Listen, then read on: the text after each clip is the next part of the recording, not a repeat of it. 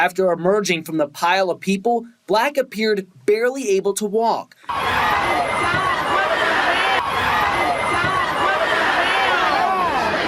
She soon noticed blood and how serious she was hurt, as the video shows her in the back of an ambulance before being rushed. It was supposed to be a night to remember.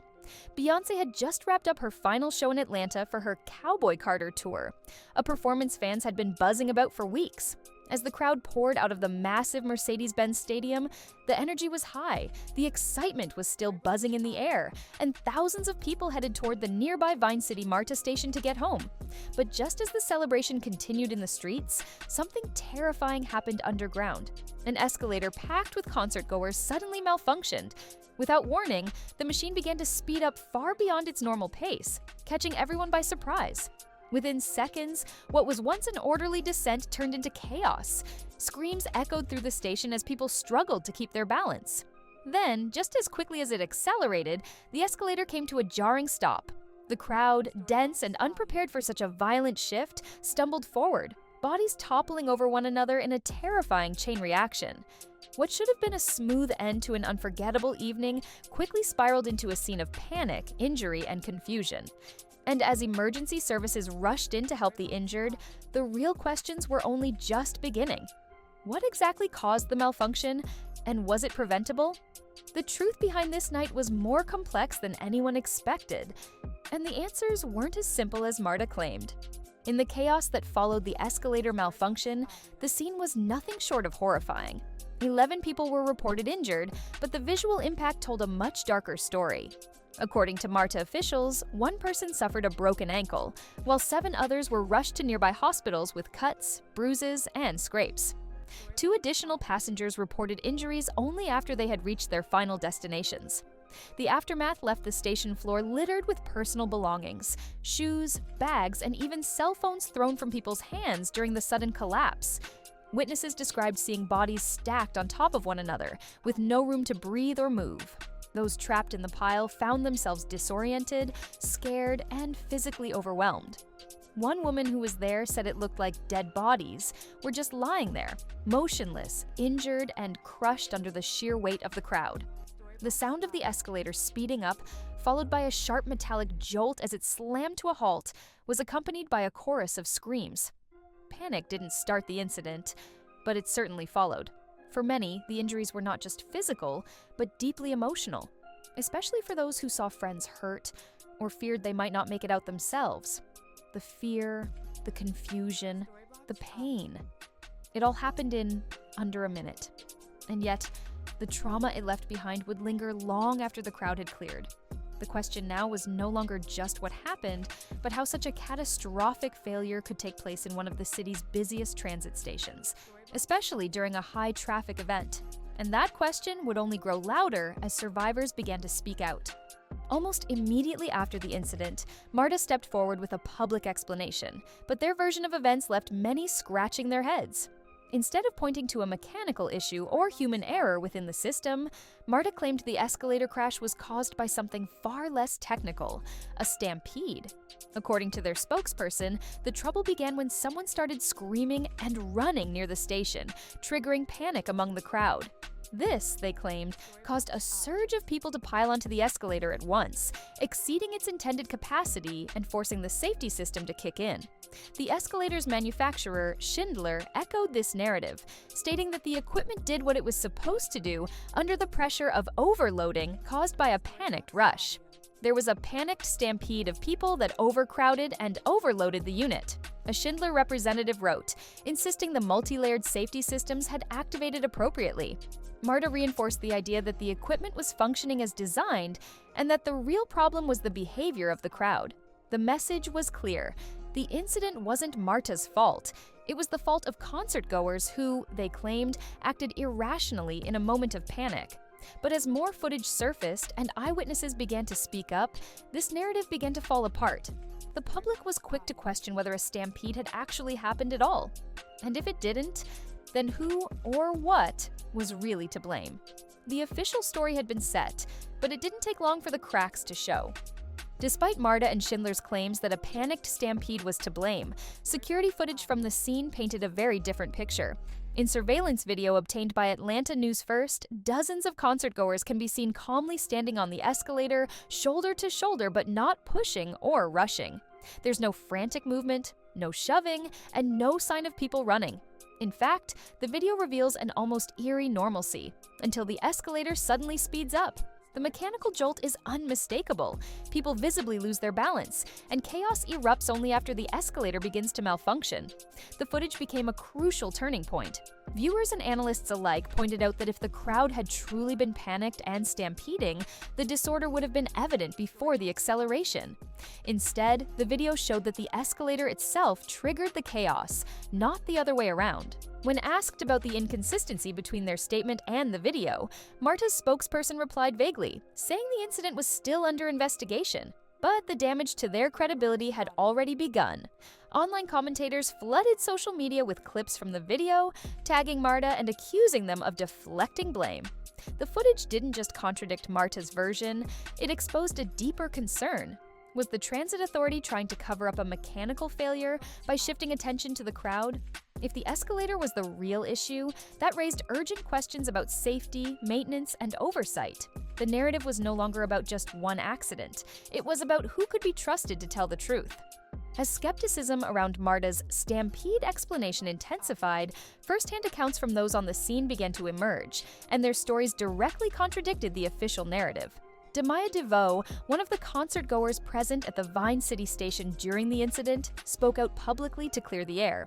She confirmed that while there was some commotion near the station gates, there was absolutely no stampede on the escalator itself. According to DeVoe, those near the malfunctioning escalator were calm and orderly, simply trying to exit the station after an incredible night. Then, without warning, the escalator sped up dramatically, throwing people off balance before abruptly stopping. The sudden shift caused a horrifying domino effect, people screaming, bodies piling on top of one another, and confusion spreading in every direction. It wasn't panic that caused the injuries, DeVoe emphasized. The panic came after the machine failed. Her chilling description of the aftermath compared the scene to a pile of dead bodies, a phrase meant not to shock, but to capture the motionless, helpless sprawl of injured fans trapped beneath one another. Among them was her friend Jalen Black, who suffered one of the most severe injuries, a shattered ankle with visible ligament damage. Black later took to Instagram to share her experience, recounting how she was crushed under a wave of bodies, unable to move or breathe, convinced she might not make it out alive. "This was not a stampede," she wrote. "Everyone was patient and calm after the show. The escalator sped out of control while full of people. I was thrown into a pile and crushed." Black's testimony added an emotional weight to the incident that no official statement could counter. She didn't just dispute the stampede excuse, she exposed it as a way to avoid accountability. Her injuries were real, her trauma undeniable, and her story joined a growing chorus of voices pushing back against what many saw as a calculated misrepresentation of events. These weren't just isolated complaints. They were the accounts of people who lived through the chaos and were now demanding the truth. As the public pressure mounted, attention shifted toward the escalator itself and whether the explanation of an overload held any real weight. According to Marta, the escalator at the Vine City station had a weight capacity of approximately 9,100 pounds. That's a significant threshold, designed to accommodate heavy foot traffic during peak hours or events like a Beyonce concert.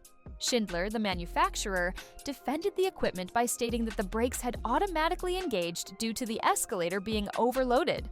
But eyewitness footage and reports from that night raised major doubts about whether that capacity was actually exceeded. From the video, the number of people on the escalator appeared typical for any post-event crowd, not excessively dense and certainly not chaotic. The issue wasn't just about weight, it was about how the machine responded. The surveillance footage showed the escalator suddenly accelerating for roughly 5 to 8 seconds before coming to a complete and violent stop. That burst of speed was unnatural, uncontrolled, and precisely what caused passengers to lose their footing. The so-called safety systems may have kicked in, but the damage was already done by the time they did. Mechanical experts unaffiliated with the case began pointing out the lack of preventative measures. Systems that should have kept the escalator from speeding up in the first place, not just slamming the brakes once it did. The failure wasn't just mechanical, it was systemic. If the equipment had been properly maintained, or if real-time safety overrides had been in place, could this have been avoided? The more the public scrutinized the facts, the more it seemed like this wasn't just an unfortunate accident. It was a preventable failure that had been years in the making. And now, with injured passengers sharing their stories and video footage contradicting official claims, the technical excuses started to sound less like explanations and more like deflections. While the escalator's malfunction was the trigger, many believe the real danger came from the complete breakdown in crowd management. Demaya DeVoe, one of the eyewitnesses, didn't just blame the machine, she pointed to MARTA's unpreparedness for such a massive event. According to her, there were no staff members near the escalators helping to guide or space out the flow of people, despite the known surge of foot traffic that always follows a sold-out stadium show. She recalled that while MARTA claimed they were metering the crowd outside the station and at the fare gates, there was no one stationed at the top of the escalator, the very place where guidance could have prevented the buildup. Instead of structured direction, there was confusion. DeVoe described a flimsy divider meant to meter crowd flow at the top of the escalator. But in the rush, it was easily knocked over, becoming useless. The absence of staff wasn't just a missed opportunity, it may have directly contributed to the chaos that unfolded once the escalator failed. Worse still, this wasn't just an isolated failure of one station. It exposed a glaring hole in how the transit system prepares for large-scale events. While there were reports of a bomb squad truck parked outside, there appeared to be no coordinated internal plan to manage the crowd within the station itself. The contrast was striking. MARTA was seemingly prepared for an unlikely external threat, but completely unprepared for the very predictable crowd surge that follows a high-profile concert. And that contradiction only fueled more frustration from those who had witnessed the aftermath firsthand. In the eyes of many, MARTA's lack of effective staffing and planning transformed what could have been a manageable mechanical hiccup into a full-blown public safety disaster. And if they were unprepared this time, what about the next major event? For the thousands who rely on MARTA to get home safely, that question now hangs uncomfortably in the air. What began as a celebration quickly unraveled into a night of confusion, pain, and unanswered questions. The incident at the Vine City MARTA station wasn't just about an escalator gone haywire. It became a case study in what happens when accountability is dodged, safety protocols fail, and public trust is shaken. While officials rushed to frame the disaster as a crowd-induced stampede, video evidence and eyewitness accounts told a vastly different story, one where the machinery failed first and panic followed. Injured passengers like Jalen Black weren't just casualties of a freak accident, they became voices of resistance against a narrative that didn't match reality. The technical explanations only deepened suspicion, especially when paired with MARTA's lack of effective crowd control and the sudden exit of their CEO days later. The ongoing state investigation now carries the weight of public expectation. People want answers, not just about what broke down, but why this could happen in the first place, and who allowed it. Was this a one-time failure or a symptom of deeper problems within the transit system? As Atlanta waits for those answers, one thing is clear. The truth isn't just about fixing a machine, it's about restoring the confidence of thousands of riders who now look at their daily commute with hesitation. This wasn't just a malfunction, it was a warning sign. And if those in charge don't take it seriously, the next incident might be even worse.